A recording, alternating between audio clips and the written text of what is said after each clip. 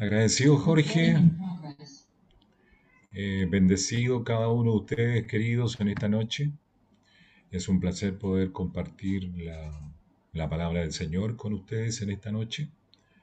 La verdad que ha sido un día bien intenso, en una semana también intensa, con bastante que hacer, con reuniones y también personas con las que hemos estado juntándonos para seguir creciendo en lo que es el movimiento del espíritu en nuestras vidas.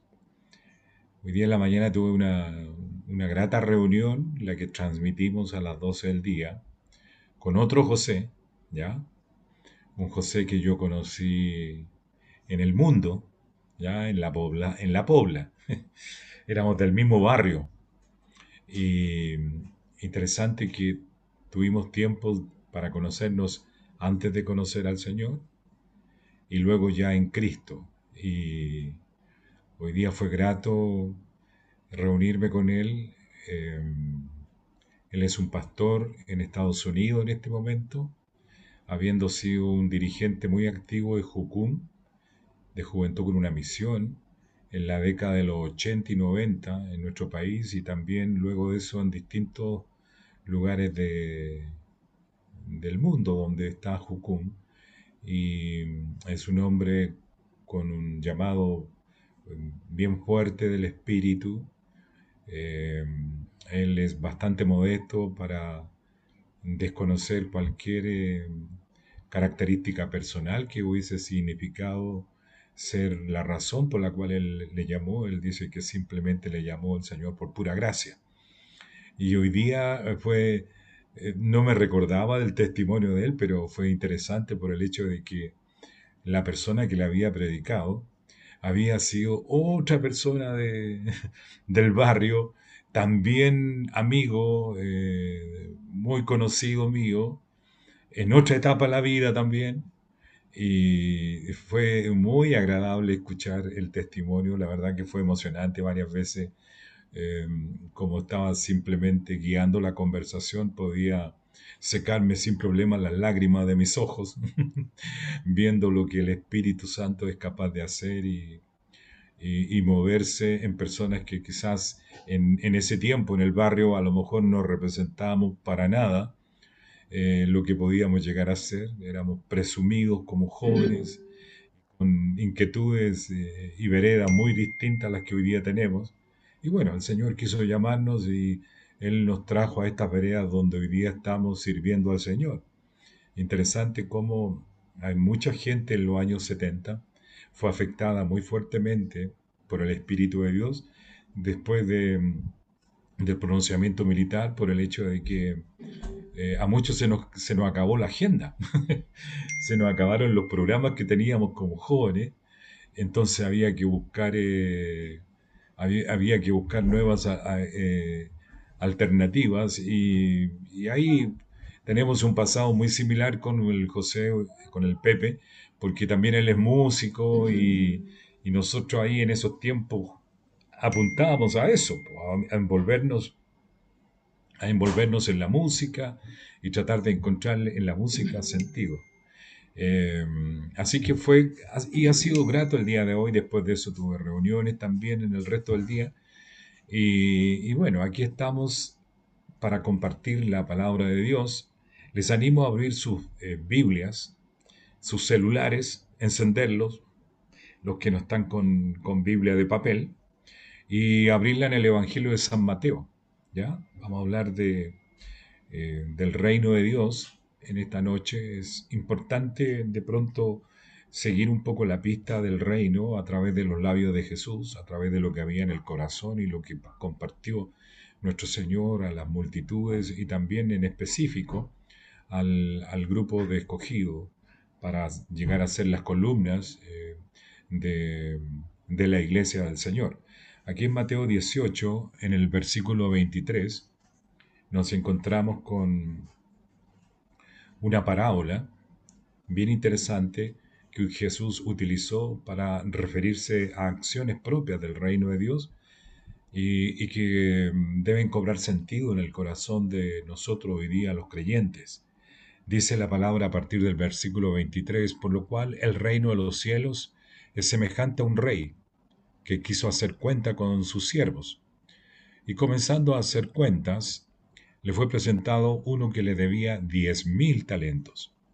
A este, como no pudo pagar, ordenó su señor venderle y a su mujer e hijos y todo lo que tenía para que se le pagase la deuda, al menos parte de la deuda. Entonces aquel siervo, postrado, le suplicaba diciendo: Señor, ten paciencia conmigo y yo te lo pagaré todo. El señor de aquel siervo, movido a misericordia, le soltó y le perdonó la deuda. Pero saliendo aquel siervo, el deudor, halló a uno de sus consiervos que le debía 100 denarios, y haciendo de él, le ahogaba diciendo: Págame lo que me debes. Entonces su consiervo, postrándose a sus pies, le rogaba diciendo: Ten paciencia conmigo, y yo te pagaré todo. Mas él, el deudor, no quiso, sino fue y le echó en la cárcel hasta que pagase la deuda. Viendo sus consiervos lo que pasaba, se entristecieron mucho y fueron y refirieron al rey todo lo que había pasado. Entonces llamándole su señor le dijo: Siervo malvado, toda aquella deuda te perdoné, porque me rogaste. ¿No debías tú también tener misericordia de tu consiervo, como yo tuve misericordia de ti? Entonces su señor, enojado, le entregó a los verdugos hasta que pagase todo lo que le debía. Así también mi Padre hará con vosotros, si no perdonáis de todo corazón cada uno a su hermano su ofensa. Es muy interesante este capítulo 18, porque tiene una serie de verdades relacionadas con el reino de los cielos. El reino de los cielos conviene hacer algunas referencias a este, basándonos en el texto que estamos estudiando en esta noche, diciendo de que el reino de los cielos es el ministerio establecido desde el inicio de la creación, mejor dicho, desde antes de la creación. Son los planes específicos, la agenda divina para la humanidad, y que se llevan a cabo a partir de la venida misma de Cristo, se naturalizan. Sin embargo, el reino de los cielos ha estado en, en movimiento a lo largo de la humanidad, y claro, tiene mucho más sentido, tiene una apreciación existencial mucho más concreta cuando Jesús, interpretándolo correctamente, lo comparte con las multitudes y en específico, como dije hace un rato atrás, con quienes son el equipo destinado a ser las columnas del templo, las columnas. Cuando hablamos del reino de los cielos, estamos utilizando frases que tienen que ver mucho con la etapa que le tocó vivir a Cristo al meterse, al conectarse con la humanidad. Si habláramos hoy día, quizás hablaríamos de países, ¿ya? Hablaríamos del país del reino de los cielos, o del país de los cielos, mejor dicho, y el resto de los países serían el país de las tinieblas. Y como buen reino o buen país tiene una estructura de gobierno muy concreta y firme, donde podemos apreciar un sistema de gobierno denominado teocracia, y teocracia significa gobierno de Dios. Entonces, ¿quién es el verdaderamente artífice y gobernador del país de los cielos? Es Dios. Y él tiene una forma completamente al país de las tinieblas, o reino de las tinieblas, donde a diferencia de la teocracia, en el reino de las tinieblas lo que hay es un sistema de gobierno basado en la anarquía. Y anarquía es un concepto filosófico que busca definir aquellos sistemas donde no hay órdenes específicos. y donde se aprecia un desorden general y donde ocurren todo tipo de manifestaciones, siempre destinadas a generar más desorden y a producir lo que Jesús dijo con respecto a su entrada al mundo y su permanencia compartiendo estas enseñanzas, al revelar de que Él viene a deshacer las obras de las tinieblas por medio de este reino y también a producir un movimiento completamente distinto por medio de esta teocracia o reino de Dios donde se nos enseñan principios claramente contenidos y que son muy distintos a los que hay en las tinieblas. Pero como nosotros vivimos en el reino de las tinieblas, hay muchas cosas que tienen que ver en nuestro sistema de valores, hay muchas cosas que tienen que ver en nuestra formación intelectual, moral, ética, que tienen que ver más con el reino de las tinieblas, que tienen que ver con el reino nuevo. Porque obvio, toda la experiencia vivida, toda la vida experimentada en el origen la vivimos en las tinieblas. Y tenemos padres que, muchos de nosotros que fueron una expresión muy concreta del reino de las tinieblas, abuelos que también traen las mismas características, y todo eso tiene que ver mucho con la conformación de nuestra propia, de nuestro mapa del inconsciente. Entonces hay muchas cosas que hacemos que se relacionan directamente con aquel tipo de valores. Entonces, cuando Jesús comienza a hablar sobre el reino de los cielos, lo que hace es entregar verdades que han de ocurrir en el reino de los cielos y que difieren notablemente con la forma como nosotros hemos habitualmente vivido. Y aquí tenemos en esta parábola a una persona, ¿cierto?, que aparece deudor dentro del sistema de gobierno en el cual él vive y aparece debiendo nada menos que 10.000 talentos.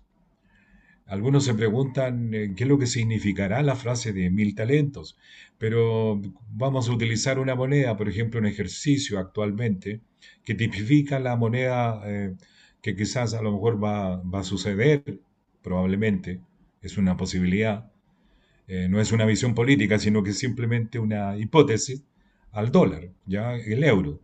Y 10.000 talentos en euros serían aproximadamente 100 millones de euros para que ustedes puedan comprender la deuda que esta persona le debía a este rey. 100 millones de euros es una locura en términos de plata. O sea, es como tener una deuda, pero impresionante. Ahora, para poder tener una deuda de esa naturaleza a un sistema de gobierno, uno tiene que ser una persona dentro de esa estructura de gobierno importante, porque ¿quién va a deberle tanto a un sistema de gobierno como para llegar a tener una deuda de 100 millones de euros? Entonces, eso habla acerca de cómo Dios nos ve a nosotros. Nos ve como personas importantes. Como acreedores podemos llegar a deber esa cantidad, porque para Dios somos importantes todos nosotros. Cada uno de ustedes, queridos, los que están en esta noche escuchando, Dios les ve así, como personas dentro del reino, muy importantes y que a la vez tienen una profunda deuda antes de ingresar al reino de los cielos. Y Dios nos llama para hacer cuentas con nosotros, como lo hizo este rey, para poner orden en nuestra vida para con Él, pero lo hace como este rey lo hace con este deudor. A veces a nosotros se nos olvida que delante del Señor nosotros estábamos debiendo una pena que significaba remitir muerte a nuestras vidas, una muerte eterna.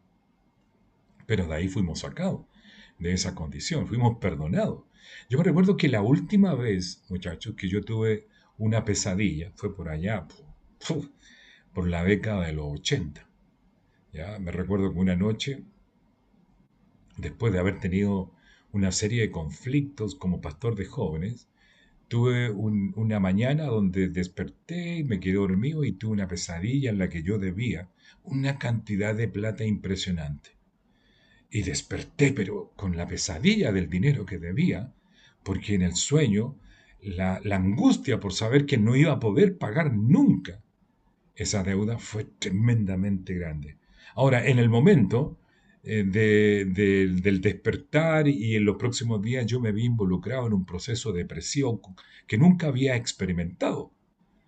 Y, y lo que no entendí es que el sueño era una revelación del Señor para que pudiese entender las causas de mi problema depresivo. Y las causas de mi problema depresivo en esa época fue por el hecho de que yo estaba tratando de vivir un evangelio en el que por medio de las justificaciones del quehacer mismo que yo desarrollaba buscaba pagar la deuda que yo en mi subconsciente tenía delante del Señor. Entonces yo como acreedor no validaba ni veía la obra de Cristo como suficiente, ni la entendía en mis entrañas como para liberarme de ese peso de culpa, y a consecuencia de ese peso de culpa, en mis primeros 5 años me vi involucrado en este proceso depresivo que me duró una serie de meses muy duros y que Dios me los permitió para poder, por medio de este quebranto emocional, poder entender con mayor profundidad la obra del Evangelio. Dios tiene a veces formas de tratar nuestra vida que son particulares, que son especiales, como la de este mismo deudor, ¿cierto? Que como dueño de la deuda, eh, determina perdonar a esta persona, determina evitar, ¿cierto?, que este hombre vendiese todo lo que tenía, vendiese su esposa, vendiese sus hijos, y eso los reyes en aquella época lo hacían, pues, o sea, cuando querían colocar en orden ciertas situaciones como deudas de esta naturaleza, llegaban a hechos de esta naturaleza, valga la redundancia. El asunto es que este hombre debe haber salido muy contento una vez que se le perdonó la deuda, y lo que el señor de este reino eh, vio por medio del relato de tercero es que cuando salió justamente a apretar a aquellos que le debían a él, habiendo, digamos, recibido una condonación tan importante, podría haber salido con un corazón lleno de generosidad y listo para derramar todo tipo de actitudes de benevolencia para con quienes le debían a él. Sin embargo, se encuentra con un deudor que le debe 5.000 denarios, que una deuda no representa ni siquiera el 0,5% de la deuda que él tenía para con el rey. Una deuda pequeña, pero suficiente como para no perdonarle, y no solamente no perdonarle, sino que más encima enviar a ese deudor a la cárcel, olvidándose completamente de todos los, eh, qué sé yo, halagos y bendiciones que había tenido de parte de quien era su autoridad principal, obviando completamente estos hechos y revelando actitudes de falta de misericordia para con esta persona, eh, y revelando un corazón muy duro en circunstancias que a lo mejor cualquiera de nosotros que hubiera vivido una situación de esta naturaleza podría haber actuado de un modo distinto. Sin embargo, este hombre hizo lo contrario, envió a la cárcel a su deudor, y todo eso llegó a oídos del rey. Él pensó que con su acto a lo mejor nunca le iba a ocurrir lo que le ocurrió. Pero generalmente las malas noticias llegan rápido a donde tienen que llegar, pues. Y el rey se enteró de la situación. Y cuando se enteró, obviamente le dio pena al rey, porque él había demostrado una vasta misericordia, una vasta suficiencia de gracia para con esta persona, y quizás interiormente, como rey, había pensado que lo que había hecho era como para cambiar la vida de sus conciudadanos, y sin embargo aquí tenemos un conciudadano que no entendió nada de lo que él había hecho como autoridad, y a la mínima situación reaccionó completamente distinto para como él, principal autoridad, había actuado con esta persona. Entonces aquí vemos una norma específica del reino de Dios que tiene que ver, como dice al término Mateo, ¿cierto? Eh, en el versículo 35, así también mi Padre Celestial hará con vosotros, si no perdonáis de todo corazón, cada uno a su hermano sus ofensas. Cuando Jesús enseñó sobre la oración específica del reino de los cielos, me refiero al Padre Nuestro, enseñó este principio dentro de la oración, que así como nosotros perdonábamos a los demás, pedíamos que el Señor también nos perdonara a cada uno de nosotros. Sin embargo, una de las grandes dificultades que a veces nosotros los hombres tenemos en nuestra experiencia cotidiana es la de perdonar. Y muchos se preguntan, ¿por qué tenemos tanta resistencia, nosotros los hombres, para perdonar situaciones críticas, complejas, difíciles que podamos haber vivido? Y, y obviamente muchas veces cuando entramos al taller del maestro, como dice un cantante colombiano, una canción muy linda que a mí me encanta, a veces tenemos que entrar al taller del maestro para tratar de buscar explicaciones con respecto a lo que ocurre en nuestro corazón y cómo éste resiste muchas veces leyes que son absolutamente determinantes como sistema de vida en el nuevo orden de Dios al que nosotros hemos sido llamados y en el cual hoy día estamos participando, el reino de los cielos. Y una de las cosas que he aprendido al respecto es que muchas de estas cosas tienen que ver con la experiencia eh, familiar, la experiencia existencial, religiosa que a veces traemos también consigo y el traspaso hasta de información de, por ejemplo, de abuelos a padres y de padres a nosotros como hijos.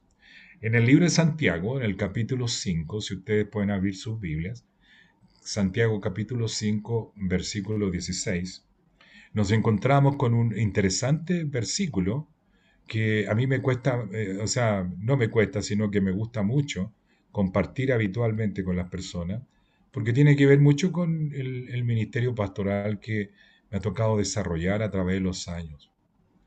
Y se relaciona un poco con lo que hace un rato atrás compartía con ustedes acerca de esta crisis que yo viví por allá por los años 80, y donde mediante esa pesadilla que yo tuve, el Señor me estaba preparando para un acontecimiento duro que me iba a tocar vivir y que se relacionaba con forma en cómo yo concebía el reino de Dios.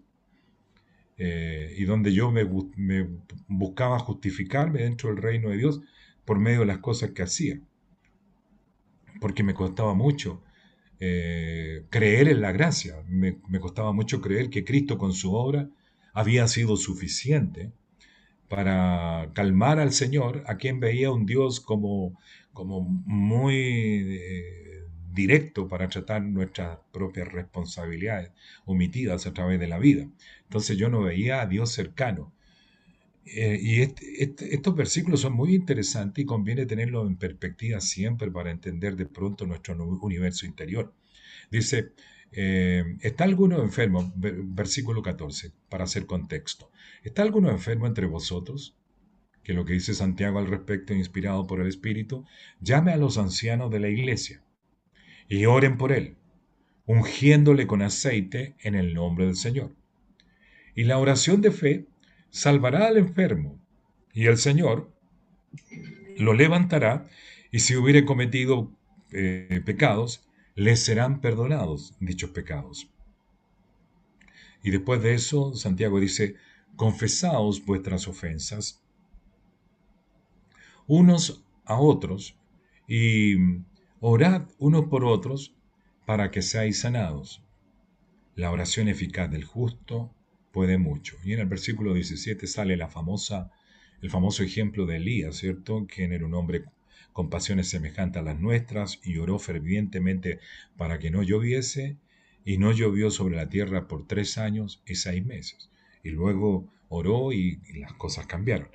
Estos versículos son interesantes porque hablan acerca de situaciones internas que ocurren de pronto en el corazón nuestro, que a veces se convierten en patrones que se levantan a medida que crecemos en Cristo, como dice 2 Corintios capítulo 10, se levantan como patrones insalvables en nuestro interior y que nos impiden el ejercicio de lo que es la vida en el espíritu. ¿Por qué? Cuando hablo de patrones me refiero a pensamientos, círculos de pensamientos que son el fruto de estas formaciones que hemos recibido como individuo, como persona, y que nos obstaculizan vivir este tipo de realidades. No estoy con esto tratando de hacer una relectura de la parábola que Jesús enseñó, pero sí para decir que muchas veces hay creyentes, hay personas que tienen serios problemas para perdonar a otros.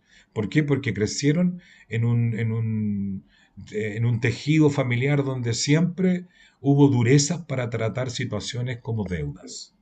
O hubo una formación donde se nos enseñó siempre a no perdonar nada y a actuar con criterios muy radicales frente a situaciones donde pudiésemos sentirnos de pronto comprometidos u ofendidos.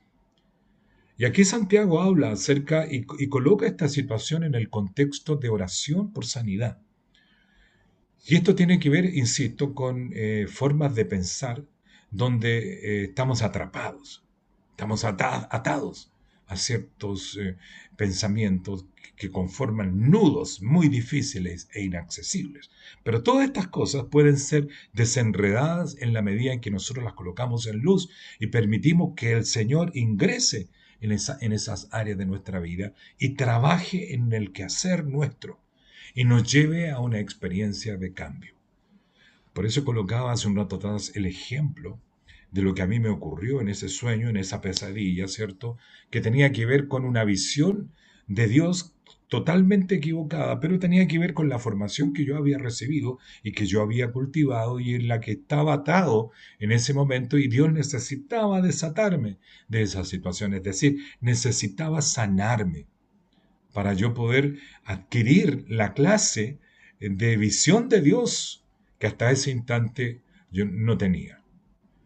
Mi padre fue una persona muy rígida para conmigo y como resultado de eso, cuando yo me hice adolescente, tuve bastantes conflictos con mi papá. Yo me creía muy gallito, ya me creía muy firme para confrontarlo y muchas veces nos vimos peleando o discutiendo y yo muchas veces hasta recibiendo en aquella época disciplina, pero mantenía interiormente mis pensamientos. Entonces todo eso fue creando una distancia, una separación con mi papá. Y esa separación se rigidizó. Y cuando llegué al Evangelio me di cuenta que esa separación que yo tenía con mi papá la tenía también con Dios. Me resultaba muy difícil, como dije hace un ratito atrás, la palabra gracia. Me resultaba muy difícil el creer que yo podía ser perdonado por una acción unilateral de Dios sin necesidad de que yo interviniese. Y estaba acostumbrado a buscar la satisfacción de mi padre por medio de las cosas que hacía, demostrándole que yo era capaz, demostrándole que yo era autosuficiente y que podía hacer las cosas, e inclusive mejor que como él las hacía. Y eso nos llevaba siempre a pelear. Entonces, cuando estuve en el reino de Dios, me di cuenta que esto era un patrón dentro de mí y que me impedía. Y eso fue uno de los sistemas de cambio y de transformación más difícil, el poder llegar a creer en la idea de un Padre divino cercano, un Padre que quería abrazarme, un Padre que quería amarme, un Padre que quería relacionarse permanentemente conmigo y que yo podía ingresar con toda libertad al lugar íntimo de Dios en completa paz y tranquilidad porque ya Cristo había pagado todo. Yo veía que mi corazón se levantaba en contra de estas ideas y creaba una pared, un muro. Entonces, en ese tiempo, yo me recuerdo que comencé a dialogar con un pastor con el que somos amigos de ya por muchas décadas y con el que hoy día todavía estamos en comunicación y cada cierto tiempo nos juntamos y los martes habitualmente estamos en contacto en reuniones pastorales, pero él hoy día ya es una persona que tiene más de 10 años de ventaja conmigo, entonces eh, ya el sistema de reunión para él le es difícil estar en todas las reuniones, entonces de repente pasan un par de meses o 3 meses y no nos vemos, pero cuando nos vemos inmediatamente nos comprometemos a conversar y a dialogar sobre nuestros mundos interiores. ¿Y por qué? Porque tanto él como yo teníamos situaciones muy semejantes y aprendimos que por medio de la oración y por medio del diálogo íntimo podíamos sacar cosas de nuestro corazón y podíamos alcanzar un nivel de sanidad que no teníamos en ese tiempo. Entonces, en esta noche, la inquietud que yo tengo para con ustedes es compartir esta verdad, compartir esta idea a partir de este siervo, ¿cierto? Que se reveló a todo un sistema de gracia que él vivió, que él experimentó habiendo sido un deudor con tal magnitud de recursos debiéndole al rey, sin embargo recibió gracia, misericordia, perdón, y pudo él haberse convertido en un nuevo sujeto, en una nueva persona, con nuevas acciones, con nuevas formas de vivir, pero sin embargo le vemos haciendo lo contrario a como él fue tratado con una persona que le debía no tanto, y sin embargo descargó sobre él toda la maquinaria ruin que había dentro de su personalidad. Y así a veces somos nosotros. En nuestra vida matrimonial a veces nos casamos y comenzamos a vivir con nuestra esposa y comenzamos a revelar muchas de las cosas que nosotros traemos. Y de pronto tenemos conflictos con nuestra esposa donde en vez de actuar con la gracia que hemos recibido de nuestro Señor, actuamos con un sistema de valores fruto del quehacer íntimo donde crecimos, que es completamente distinto y ajeno a las verdades del reino de Dios. ¿Por qué fluye ese hombre en vez del hombre gracioso? Porque muchas veces nuestra alma sigue teniendo una principal acción en el dominio de nuestra voluntad, en el dominio de nuestras acciones, en desmedro del hombre espiritual que debiese ser el que estuviese gobernando o manifestándose plenamente en un área íntima tan importante como es el matrimonio. Estos son patrones que tienen que ser erradicados. Jesús dijo, si el grano de trigo no cae a tierra y muere, es imposible eh, es imposible que demos la clase de fruto que podríamos dar. Entonces, Jesús está hablando acerca del morir y esto se relaciona con lo que Jesús dijo. Si alguno quiere ser mi discípulo, dijo Jesús, es necesario que tome su cruz y me siga. Y tomar la cruz es justamente aprender a tomar estos patrones que hay en nuestro interior, compartirlo con personas, con hombres de Dios, compartirlos con ellos para que oren por nosotros, para que haya un reajuste, una transformación en nuestra mente, un cambio que nos permita libertad para apoderarnos de la nueva identidad que en Cristo Jesús tenemos. Es un poco rápido como para en una pura lección compartir estas verdades que son tan profundas, pero que son liberadoras, porque Dios quiere que nosotros vivamos una libertad en el espíritu y que el espíritu tenga plena autoridad sobre nuestro ser, sobre nuestra alma, sobre nuestro yo y que podamos vivir de acuerdo a los recursos divinos. Sin embargo, muchos de nosotros, los creyentes, a veces vivimos décadas y muchas décadas y no vivimos esta libertad. ¿Por qué? Porque hemos arropado el alma y hemos vivido un evangelio más apoyado en los recursos humanos que en los recursos divinos. De estas cosas el Señor quiere liberarnos a cada uno de los que estamos en esta noche. Dios quiere producir un hombre nuevo en nosotros. Como dice el Evangelio, el que está en Cristo, nueva criatura es. Las cosas viejas, es decir, las cosas del alma, las cosas que hemos vivido en el ayer, quedan atrás. El que está en Cristo, nueva criatura es. Las cosas viejas pasaron, he aquí todas son hechas nuevas por medio de la obra de Cristo. Ahora pues ninguna condenación hay para los que están en Cristo Jesús, los que ya no andan conforme a la carne, sino conforme al Espíritu. Es interesante este versículo, Romanos 8, versículo 1. Ahora pues ninguna condenación, pero muchos creyentes a veces están en Cristo y se sienten condenados. Alguien hablaba hace un rato atrás sobre el primer amor. Y hablamos a veces como que en la vida en Cristo, con el paso de los años, hay un divorcio con el primer amor. No, no puede ser. El primer amor madura, ya no es el amor que había en el origen, en el sentido de que eh, vivimos en un estado puramente emocional en el comienzo, ¿cierto? Pero de pronto comienzan a aparecer circunstancias y hacen que las emociones vayan cambiando. ¿Y qué es lo que el espíritu busca con ese cambio? Que nosotros comencemos a depender más de valores, de principios que existen en el reino de Dios y que esto los implementemos. Entonces, dejamos de sentir tanto y comenzamos a vivir bajo procesos de convicción. Eso es reajuste de la mente, transformación y vivir bajo el nuevo hombre en Cristo Jesús. Pero debemos siempre recordar de que el primer amor se muda, se cambia, como en el matrimonio. Cuando recién nos casamos así diciendo, oh, yo estoy tan enamorado de mi esposa, yo quiero tanto a mi novia, por eso lo único que quiero es casarme. Y sin embargo, cuando nos casamos, nos damos cuenta de que ese amor original no tiene nada que ver con lo que hoy día somos.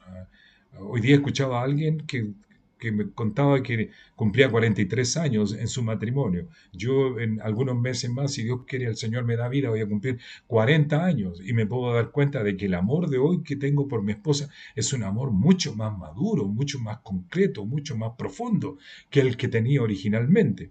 Pero no es tan emocional como el que tenía originalmente, sino que es un amor vestido de convicción. Esa misma realidad del matrimonio la podemos vertir sobre la vida en Cristo.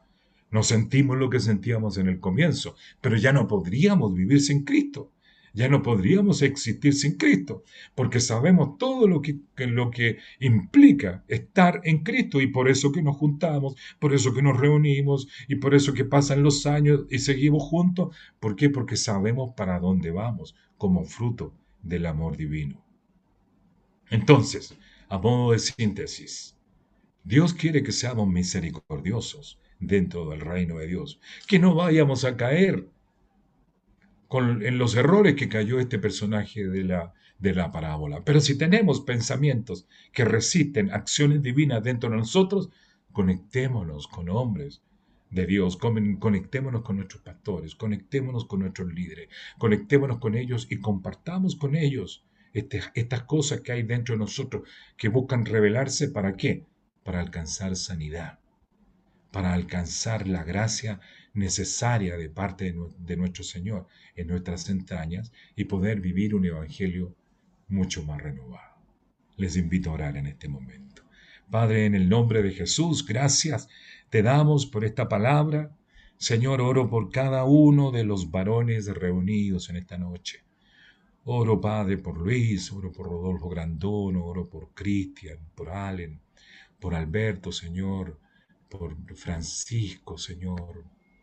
Padre, oro también eh, por Claudio, por Mauro, por Arturo, Dios, por Manuel, Dios. Señor, me faltan nombres, es verdad, Jorge Bahamón, de Domingo, Mauricio, José, Padre, Jorge, Marcelo, Señor, mi propia vida. Cada uno de nosotros tiene un universo interior, Padre, donde requerimos el trato de tu Espíritu, donde requerimos, Señor, ser llamados a, a dar cuenta, Dios, de las cosas que tú nos has dado. Y Padre, no queremos cometer el error de esta parábola, Dios, de convertirnos de pronto en personas perdonadas y sin embargo no dispuestos a perdonar a otros, personas amadas y sin embargo no dispuestos a amar a los que piensan distinto a quien yo soy. Padre, queremos ser hombres renovados en nuestra esencia. En el plano matrimonial queremos amar a nuestras esposas, deleitarnos en la mujer de nuestra juventud, desechar las ideas que el mundo nos ha enseñado con respecto a otras mujeres. No queremos ir, Padre, detrás del pensamiento de otras mujeres. Padre, no queremos caer en fantasías sexuales que provocan ilícitos en nuestro corazón para contigo, Dios. Tú nos conoces y sabes que muchos tenemos de pronto dificultades en esta área. Otros tenemos problemas quizás con la mentira, Dios, porque fuimos siempre mentirosos en el ayer. Y tenemos estos patrones que de repente, Señor, surgen en nosotros y nos hacen trampa y vamos detrás de la mentira. Padre, en el nombre de Jesucristo, quizás hay algunos que tienen problemas en la administración de recursos y nos cuesta ser dadivosos como tú lo fuiste con nosotros. Padre, ayúdanos para romper todas las ataduras, romper, Señor, todos los nudos que puedan haber en esta noche presentes en este lugar y danos la gracia, Señor, para ser hombres auténticamente libres. Que la gracia de tu Espíritu, Señor, nos permita alcanzar la sanidad que requerimos, Señor, en nuestras entrañas y poder ser la clase de hombres, Dios, que tú quieres que seamos. Te doy gracias, Padre, en este momento por esta palabra y oramos en el nombre de Cristo. Amén, Señor.